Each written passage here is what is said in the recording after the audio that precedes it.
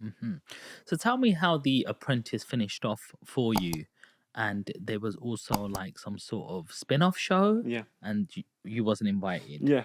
How did that all come about? What was that situation? So I wasn't invited to You're Fired, which is the spin-off show, because of my tweets which came out after I was fired.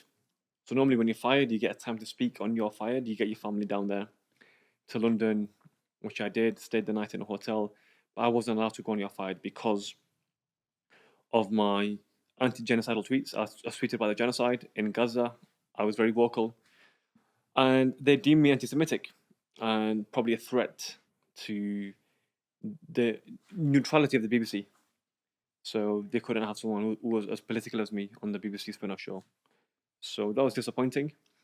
But yeah, we take the L, we move on in life, upwards and onwards. You become so big that the BBC will call you back one day. Do you think that actually helps you?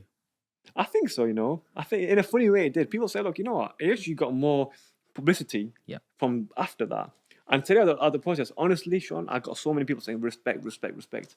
I love your stance. I love that you stood up for what you believe in. I love your principles and your integrity. I love the fact that you didn't back down when people would have backed down and fame didn't get to your head. You stood by your principles. Because look, let's be honest, I could have got more opportunities with the BBC, like, I don't know, another show or whatever, another show on TV, but I stood by my principles. And funnily enough, yeah, it probably worked in my favor in terms of I got a lot more exposure because people like yourself understand that integrity is important. Like standing by your principles. And you ask me, where did that come from? It's innate in me. And I'm glad it came across on TV. Love that. What was the biggest thing you took away from the Apprentice?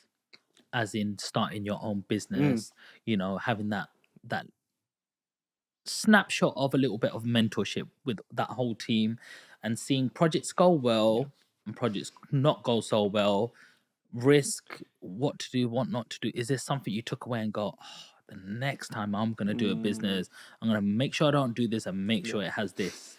I think for me, I got fired when I was a project manager and I should have been more assertive. I tried to play the good doctor, get everyone involved. And, I even said, I believe in a flat hierarchy, and you can't have that. You got to have a hierarchy.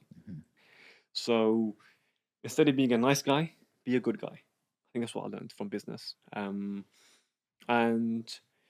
have people on your team who share your values. I think in The Apprentice, you're forced to have teams which may not necessarily share your values. But when I build a team and you build a team, and you've already built a very good team behind you, you can build a team. You can't choose your family, but you can choose your friends. So build a team.